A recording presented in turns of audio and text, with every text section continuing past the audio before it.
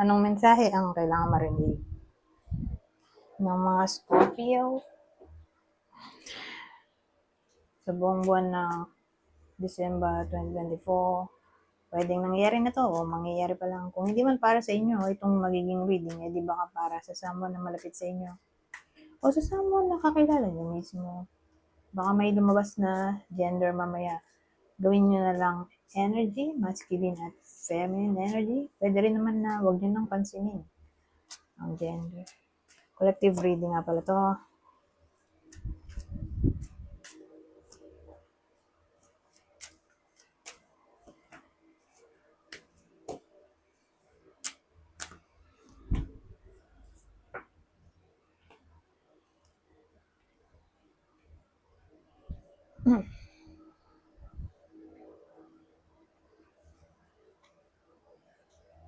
Anong case dito?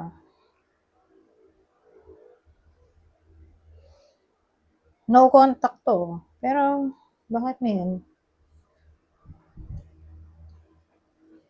Two of Wands. Pero, right.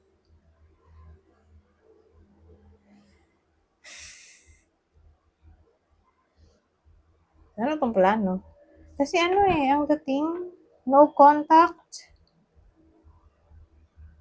Ang reason ay maraming pwedeng reason. Injustice, dishonesty, lack of accountability, unfair treatment. Yan.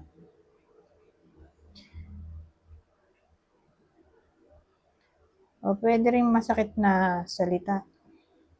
May mga binitawang masakit na salita.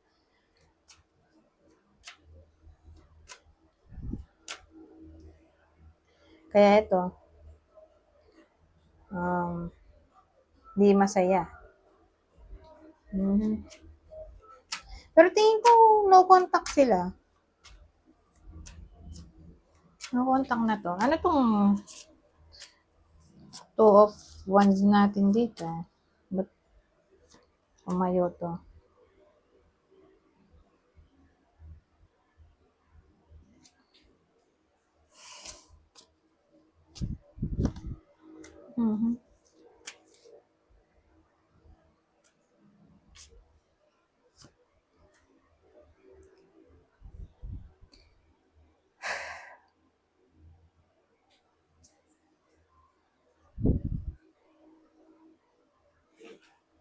No contact.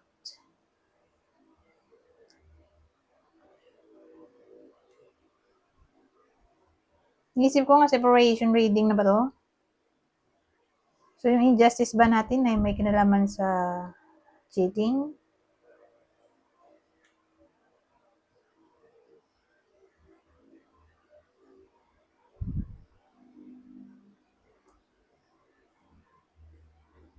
Hindi pa naman sila hiwalay eh.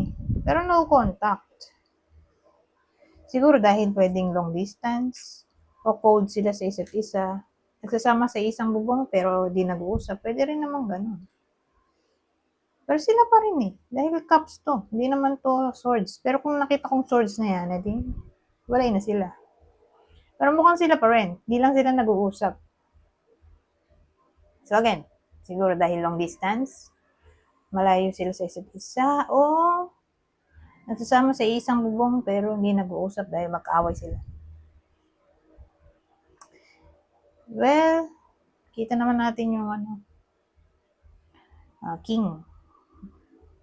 Yung King of Cups, baliktad.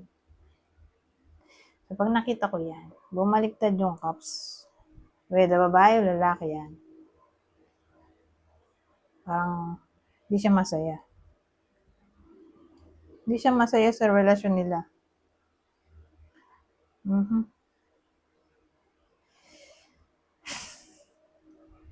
Ngayon, may someone else, oh.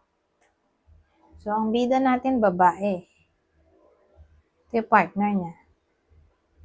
Yung partner niya, eto, may ex siya. Nandito pa yung ex niya.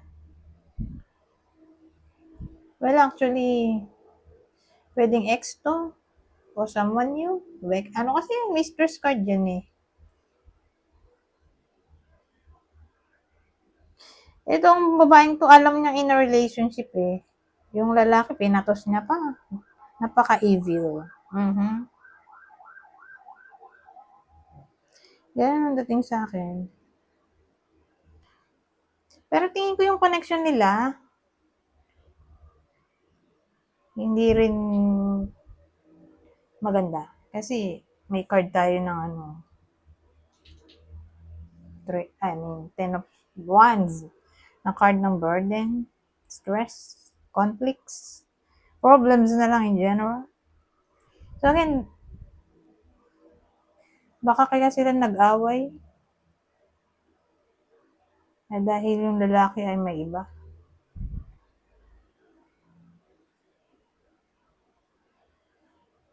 Pero again silang dalawa, itong lalaki at third party, hindi rin maganda sitwasyon nila nowadays.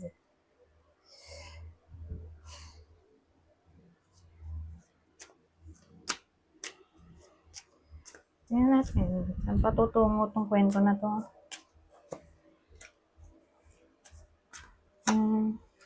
Mm-hmm.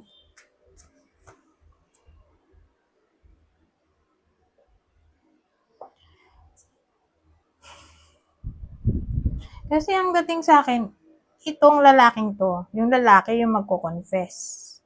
Kaya siya magko-confess kasi tawag dito, made-depress siya eh, for some reason. Na parang magpo-push yung depression yung magpo-push dun sa lalaki para umamin sa kanyang kasalanan.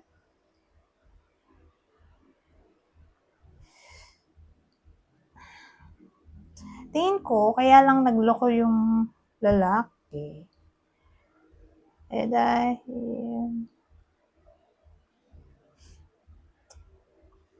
hindi siya masaya sa bed.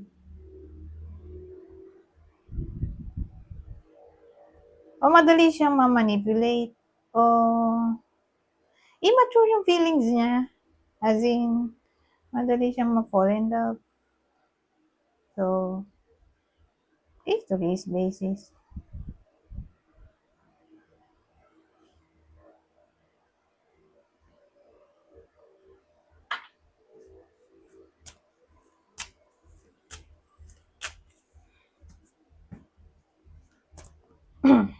So, ano pang mabubuo nating senaryo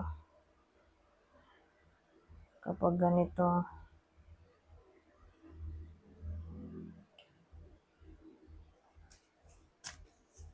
Bukod sa magko-confess siya. Ko-confess niya na siguro yung tungkol dito sa other woman. At yung other woman ay kakilala lang din ng babae. Aha. O kung di man ganun eh, kilala ng other woman yung original nung lalaki. So again, yung original dito at yung bida ay yung iba sa inyo. Ngayon, ano pa kaya mangyayari bukod sa confession?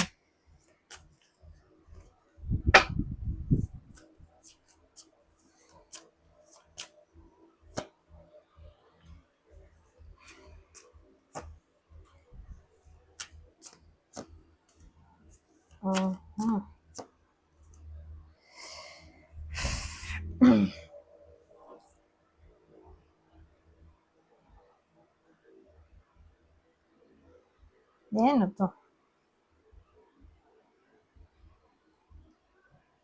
Kasi ang dating,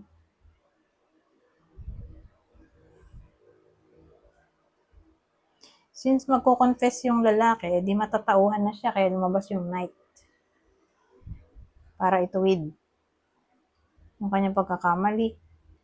Mag-effort para ipakita yung sincerity. Kaya lang, mukhang di tatanggapin ng babae yung apology. Galit na galit yung babae.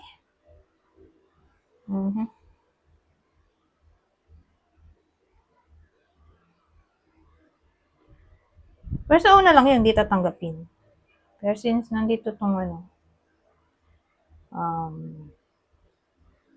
Eight of Wands, magko-communicate sila ulit. So, sa una lang yun. Siyempre, understandable na paggalit, hindi makikipag-communicate, di ba? Pero, since mag-e-effort nga tong lalaki, hindi siya basta-basta susuko, dahil determinado ang lalaking to na mag-apologize, yun. Makukuha niya yung outcome, although hindi madali. Pero, magre-reconnect sila ulit. So, siguro yung lalaki, bibisitahin din yung babae para mas ipakita yung kanyang sincerity.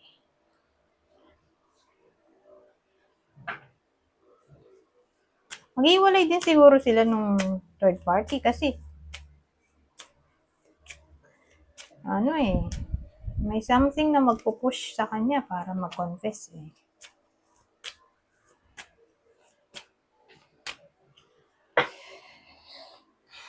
Anyways,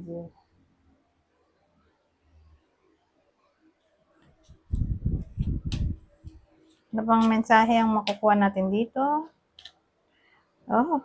Let go. As you surrender the need to control, your relaxed energy rapidly attracts your desires.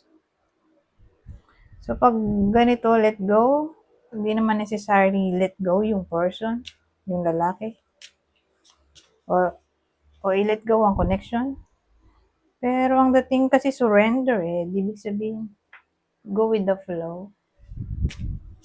Come what may.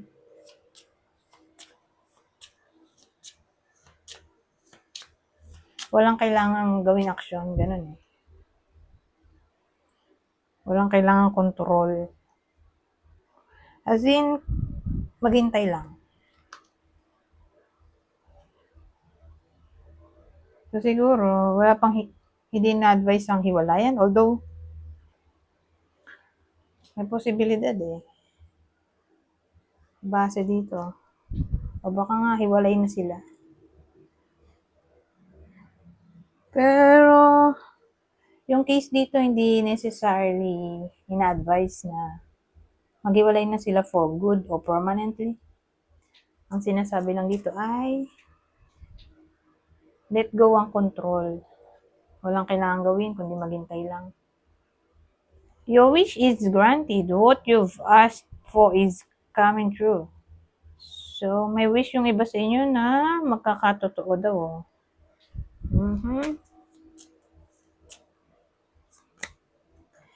Express your individuality. Allow your true self to shine because you're awesome.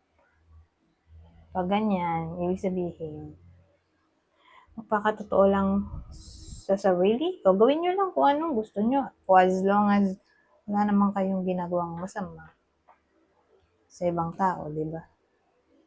Go lang. Ngayon, kuha tayo ng clue. So, yung clue natin pwedeng tumama sa inyo, sa person nyo, o dun sa third party. Regardless kung sino kayo sa kwento na to. Kung kayo ba yung babae o lalaki, basta ito yung clue na pwedeng tumama sa inyo mismo, o sa person nyo, o dun sa third party. Siya mang kukunin ko, kasi tatlong tao, pwede tag-tatlo ang bawat isang tao, 3 card. So, kunin nyo lang yung info na sa tingin nyo ay fit sa sitwasyon nyo. Scar, dark skin, so may peklat, may team, mahaba buhok, bland ang kulay ng buhok, mature. Pag mature, ibig sabihin may edad na to, mga 40. May someone na 40 years old and above. O lahat sila, yung ganun. Basta may someone na ganyan ng edad, 40 patas. Exaggerated features. So,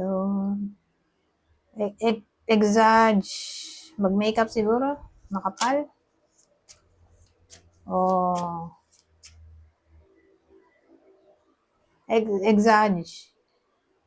manamit. So, case basis. Yan na ba ito? Dalawa na. Light skin, maputi. Beauty mark. So, may beauty mark daw. Ibig sabihin, may something sa tao na parang pansinin tulad ng hikaw sa ilong, makeup, nunal, etc. Black o African American. So, pwedeng ganito talaga. Kaya pala dark skin, no? Dark skin. So, pwedeng may lahing maitim. O may lahi talagang foreigner, African, o Black American. O baka nasa Africa o America. So, case-to-case basis. May someone na nasa ibang bansa siguro. So, again, kunin nyo lang yung info na sa tingin nyo ay fit sa sitwasyon. Ngayon, zodiac sign. So, ulitin ko, yung zodiac sign, pwedeng tumama sa person nyo o dun sa third party. Pero maganda yung ending ng reading natin, no? Dahil maghihiwalay naman yung third party.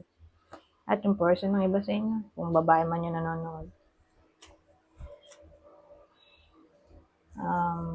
Aries, Gemini, at Pisces. Anyways, hanggang dito na lang. Goodbye for now.